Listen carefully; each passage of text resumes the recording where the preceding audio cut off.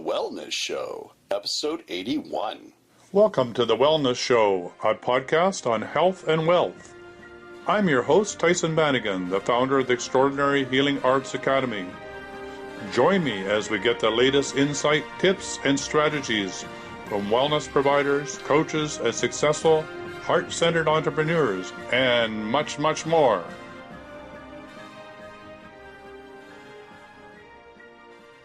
So welcome to The Wellness Show, and today I'm excited to have Jacqueline Wachell on the call, and we're talking about universal truth. This is a conversation that we've been having for a long time, and so we thought, well, what better than to air it on The Wellness Show. So Jacqueline, what's this passion all about? What do you mean universal truth? What brought you to this? What brought me to this? I think as a little girl and being hypersensitive and growing up in a diverse culture of people between indigenous, my mother being from an indigenous background here in North America, and my father being from an indigenous background in Europe, being Bohemian, Slavic, and being raised Catholic and various things, and just being as sensitive. I think I got to get the brunt, and the baby of the family. I got to get the emotional brunt and the most emotional sensitivities of everything. And what I, started to discover that things hurt less and things were less painful if I could find what was the truth and what was going on. And so you came to this from an indigenous perspective. So when we were talking previously, you were saying that part of the calling or authority that you feel, or spirit talking through you, is because of becoming a clan mother. So could you talk a bit about what that's all about? Well, I think it's not so much in becoming a clan mother or a medicine woman or taking on these tribal identifications of levels of consciousness that we obtain, or that people have allowed me to give myself these titles. That was part of my journey of being in the truth. So that was kind of my more getting to my end results of finding truth again and discovering truth. And as I was saying earlier, I came to this place as a young woman, and because I was blessed I was raised in a smaller city next to Edmonton, Alberta, Canada, but we always had this thing with my parents needed to be out in nature. So we were always in nature. We were always going camping. We were always doing these things. And so I could always get these dualities of reality, I guess, in a sense. And as I discovered that, and as I had my own children and I chose to raise them in the country rather than the city, there was this parallel life that I had to find the truth about. I had to find the truth about what was truth, because I knew what the truth was when I sat next to a tree and the birds twittered and, the caterpillar, strolled by, and it didn't even need words. But I couldn't find the truth when I came into the world of men. And in my journey of discovering truth, and I know we've all been, taught about my truth, what's my truth, and we need to present, our own truth, and we do. But I came to this understanding and this deeper consciousness is that I'm a part of a greater environment, and that environment has its truth that sustains it, and that's the truth I belong to. That's the truth of clarity of thought, of creation, of if I'm here to create my own reality, but I'm devoiding myself of nature and my environment and other people, am I really creating my own reality, or am I creating my own delusion?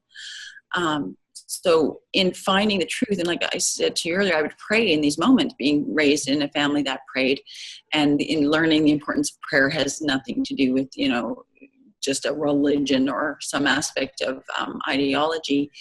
I started to pray for what was highest and best for everyone in the room, and then would move my reactions of an event to that, what would come to me, and somehow I'd always be guided in those prayers until I came to a place of consciousness in myself and my environment. Like I said, that now I go deeper. I have been given the gifts of education, I guess, of deeper tribal heritage knowledge and laws of how they work with the environment, and how really that's the innateness of what we're all taught and what we all understand through our blood lineage. And so when I pray now for what's highest and best, I pray from the perspective of Mother Earth and Father Sky, because I walk in this world. We all walk in this world. We're walking on the earth, and we're walking in the air, and we're walking below the sky, and we're just a small grain of sand in the whole of the universe. And yet, how much knowledge do we hold? I mean, we can, we can perceive at moments great, vast, perceptional places in the universe, and that's our gifts that we can bring back to each other.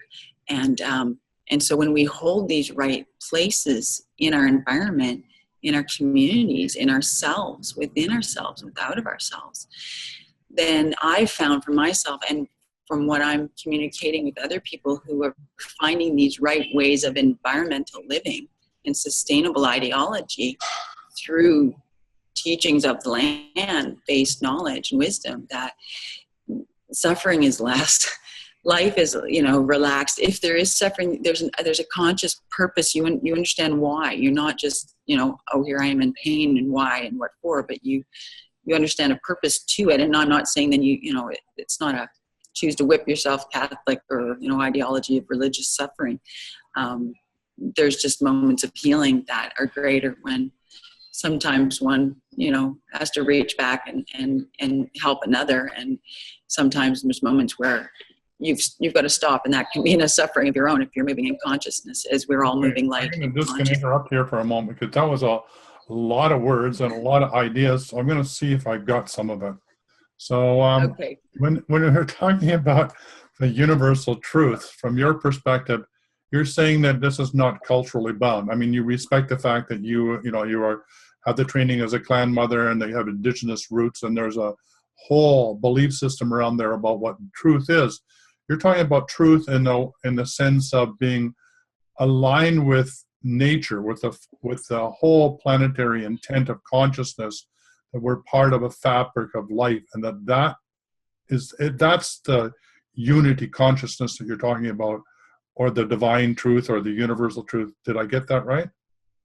Yeah, exactly. That's the living, in the Christian words, it would be, that's the living God.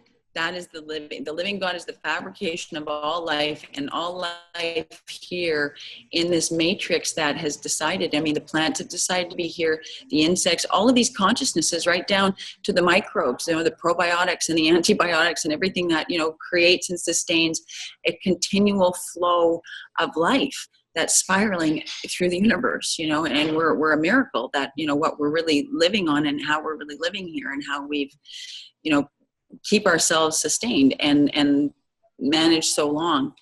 When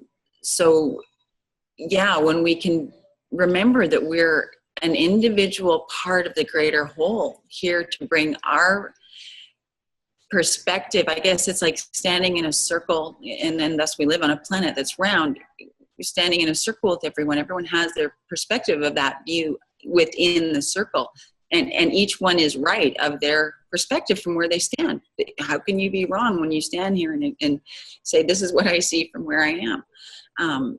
When we get into problems, it's belief systems. And when, now you said, the belief systems that go with nature. A tree doesn't believe it's growing or it's doing anything. It's just being. It's just being, and it's now, and it's in the moment, and it doesn't calculate numbers, and it doesn't formulate words. It just is, and it communicates through sensory. And what we live in here is two worlds, and then we talk about that duality in many ways of life, and that can be brought into so many ways to be looked at technically. But the biggest duality we live in is two worlds of nature and commerce.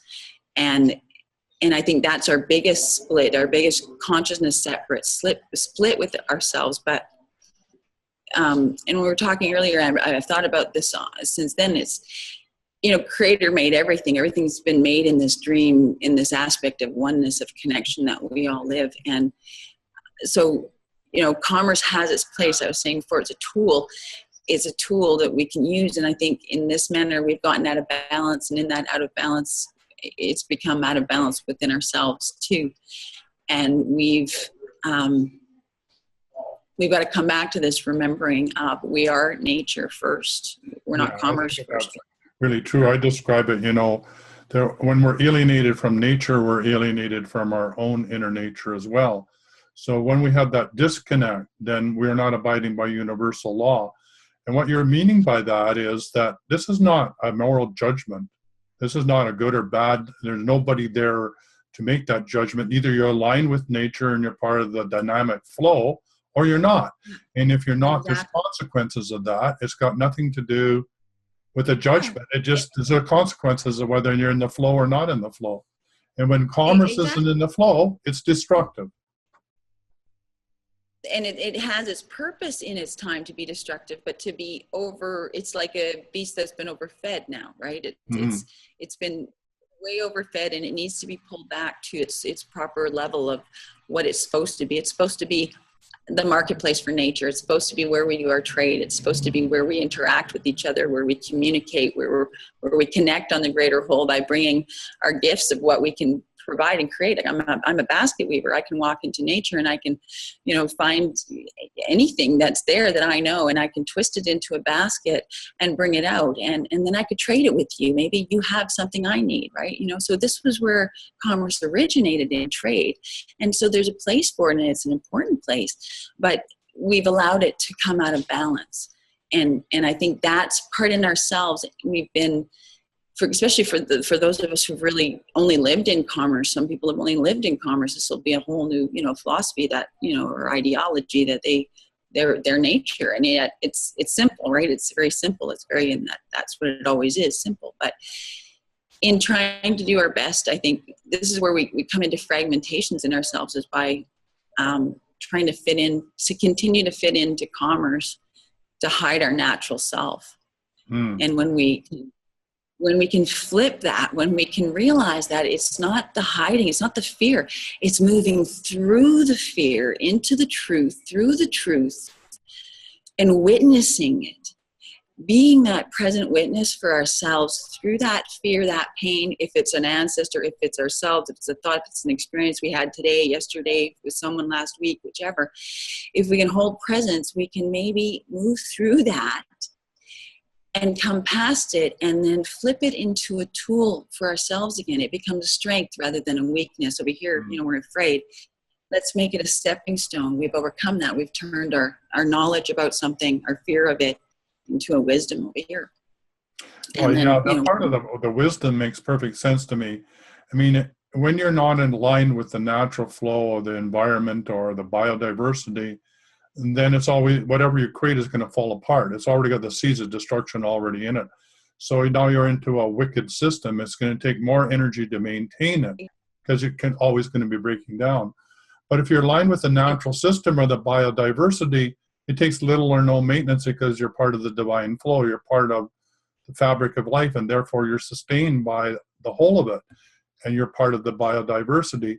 So it, theoretically, it should take less effort. Theoretically, it should be less painful.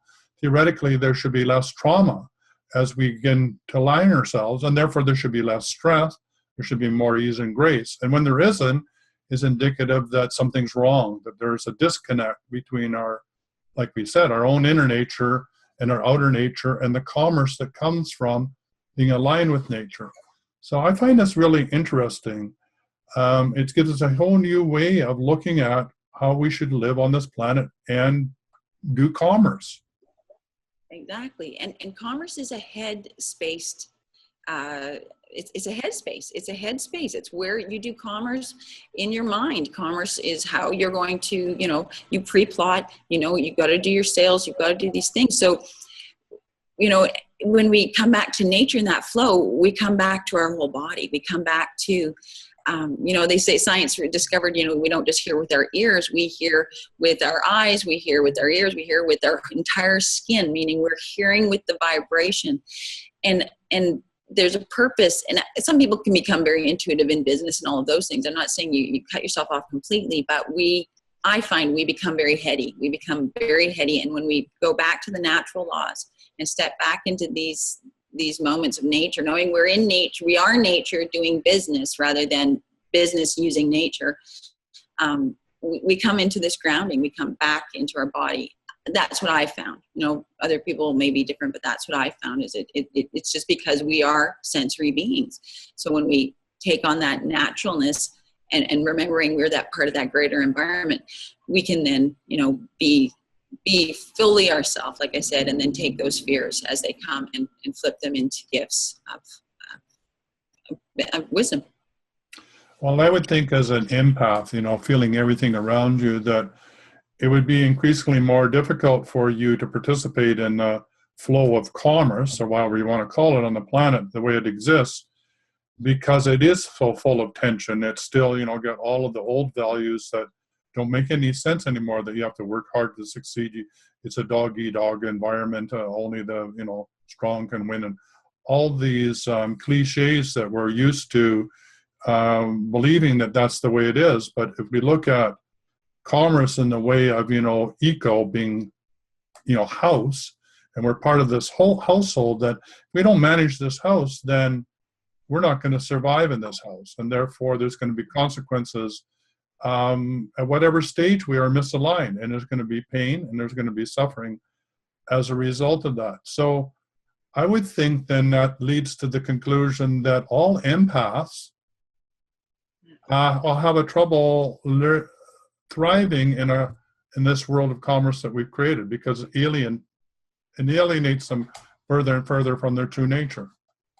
Completely, because empaths are hypersensitive. Then that's looked upon as a weakness, right? When I walk into a room and I suddenly get blown by energies and people's emotions and people's, where they're stuck in their world, and that doesn't happen all the time. It's not like my whole life every day, but it's consistent enough that, I have to step back and I have to reevaluate. And there's times where I pray, even coming here today, I pray that my ancestors will connect in conscious thought to the ancestors of the people here, and that we'll all align into good thought together, that we'll all align into goodness together.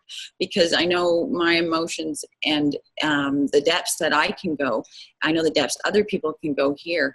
And as somebody in commerce, okay, I'll tell you how this works for me. Today, in the last 2 days, I've had severe hip suffering and couldn't understand what was going on. Ended up starting menstruation again after 2 weeks.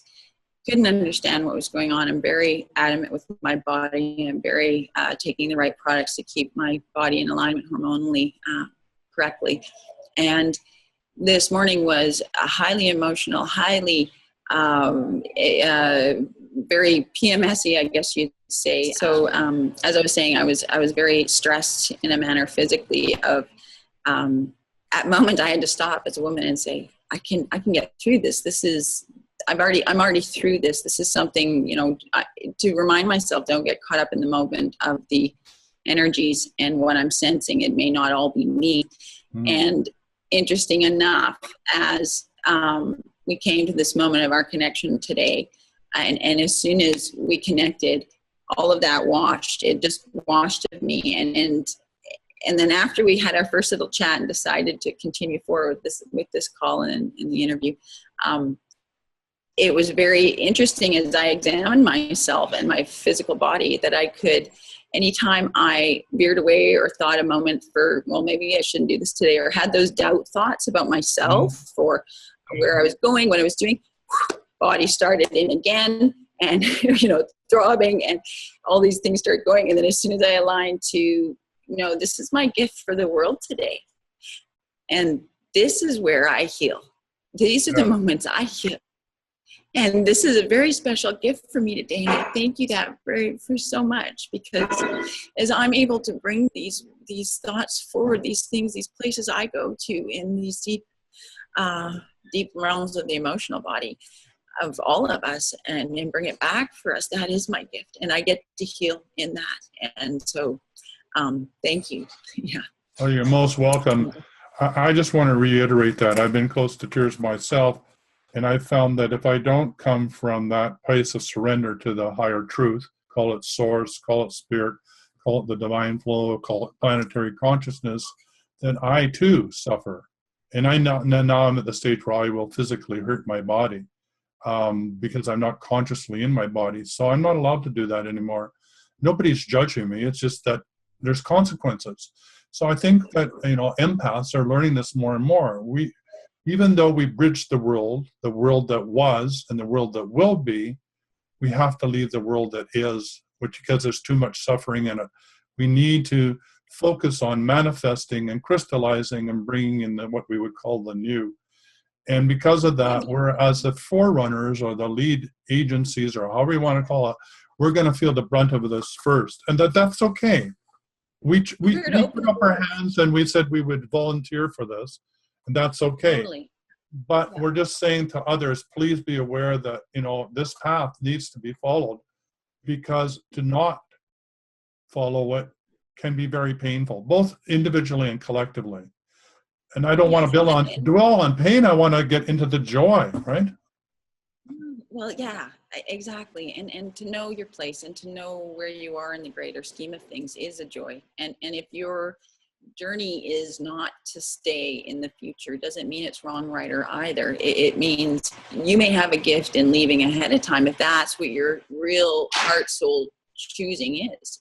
I experienced that when my father passed. His passing, as much as, of course, we don't want our loved one to leave. But what I was shown was the gift he took with him, was the gift he gave us as he went, was he took a lot of old states of mind with him. And I think that's what we have to remember when we're letting go every day, when we're moving through these places of pain and suffering. It's okay to get up and know that there's going to be a new sun. It's the same sun, but it's a new sun. It's a new day. So it's okay to come about thinking in a new way about something, even though it could be the same way.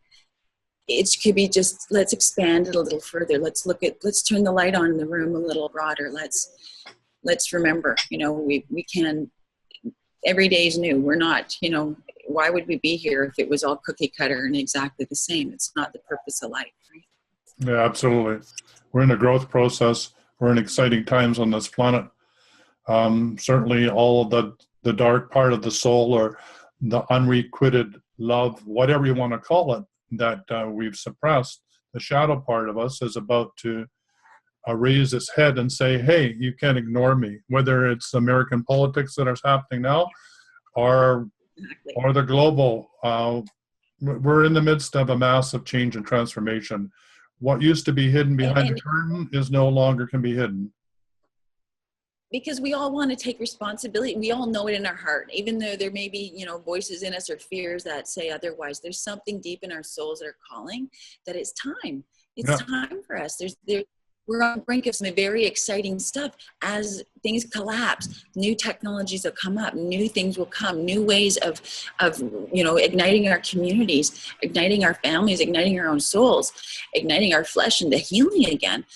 These are going to come out of nowhere, and it's going to be beautiful. I mean, these things, they're there. They're already, because they're thought possibilities, they're reality possibilities, right? And yes. That's the great thing, what we are. Yeah, we're the progenitors. And as we think, we create. That's the beauty of it, right? So I'm thinking of this in a brand new way, and a way of bringing the energy together. It's not really in a new way. It's more in what was and what can be. And we're really rediscovering the aspects of the tribal or indigenous way of being on the planet that's been here for millennia, and recognizing that when we decided we wanted to go the scientific, rational, conscious Descartes way, with the split brain, I think therefore I am, we ended up with not really knowing who the hell we were. And maybe it's time that we needed to change that. And that's okay. We had a learning time, and now we get to learn something different. Exactly. I love the book, in the book, Conversations with the Goddess. My apologies on the author, I'm not sure right now, but in there is a wonderful explanation from the goddess of this thing of the masculine and the feminine, and how the feminine is, here all together, the material world all together clustering and moving. And then the masculine must, shoot off and shoot from, so he can look back and see But I think, we get up here and we get far away, and then we forget where we're going. We keep thinking we're going, and we're going off somewhere else, because we're shooting and trying to get away. Yeah. But then as we curve and come back, we see the purpose, we see ourselves, and then we start to remember, oh yeah, that's where I came from. And look at it, look at us, right? We have to separate to examine ourselves, to come back into the whole, to then birth the whole into new again. If we can't see ourselves, how can we ever create ourselves into the best we can be? Absolutely. Absolutely. And, as Einstein said, you can't solve new problems with, old consciousness. It just doesn't work. I mean, that's not quite how he said it. I'm paraphrasing it, but that's the point, is that, we're on a trajectory. We need to move ahead. And so we're in times of turbulent change, but aren't we fortunate, because it means something new is about to be birthed? I mean, you don't have a birth without birth pains. It's impossible. That's right. And we're on that learning curve. Yeah. We're on that before, as we dive back into ourselves. Some of us are there, we're seeing it, and we're starting to dive in to see where the problems are, where they need to be shifted, where the conscious energies in our thoughts and our prayers and our deep, ceremony, where we go to deeply go to shift for everyone. And in that collective, we're all connecting, right? Some part of us is all working in the greaterness, and aren't we lucky we don't have to all know that? We just know that part of what we know to do here as part in this realm of this world that we're living right now. That's our gift, and our gift to be here with each other. Yeah, and I think that that's important, to be here with each other. I mean, what you're talking about is community, the need for the tribe, the need for the network, the need to sustain each other. Because in the advent of all this that's going on, if we don't have somebody to reflect our sanity in the eyeballs of another, we can feel lost. And for that, I'm excited that you're joining us, and that this is the first of a number of shows as we explore this ability of how to live and co-create together in new ways that creates a new way of bringing commerce onto the planet, where we respect each other, we respect our gifts, our uniqueness, our wholeness, and that in that unity we can discover a new way of being. So, how do people get hold of you? How do people get hold of me? Well, I'm on Facebook. I'm under Jacqueline Clarissa, or Vidasumus Kui, which is my traditional name, which means she walks here woman. And I'm a naturist, which means some people mistaken that for a naturalist, but we're a naturist. Naturists do the same thing as naturalists, but we do it without our clothes on. So we like to completely participate in our environment from a conscious state of having nothing on us ourselves, nothing to distract us from our environmental connection. So you can find me on Okanagan Naturist Association.ca, or OkanaganNaturist.ca also comes up. And we also have a page on Facebook, Okanagan Naturist Association on Facebook, and Okanagan Naturist 3-Mile Clothing Optional Beach is our other Facebook page. And you can reach me there. Right now, I'm I'm kind of sharing in these manners more than I am taking on personal clientele at the moment. I seem to be working with a lot of people, and so I'm not actually looking for clients or anything like that. I'm just looking to help awaken ourself, a deep part of ourself, and in each of us, and continue to remind ourselves that we're here, we have a purpose. It's okay if we went to sleep for a while. It's okay to wake up and stretch and be part of the new day. It's okay to mourn and cry. It's okay to hurt. It's okay to stop hurting. It's okay to get up. It's okay to think for yourself. It's okay to have moments not to think for yourself. It's okay to be in the moment right now. And if that moment leads you to the lake shore, let it. Don't let it continue to lead you in the same place, because that's going into a dead wall. And I think, we need both. We need the masculine and the feminine. That's the beauty of this realm.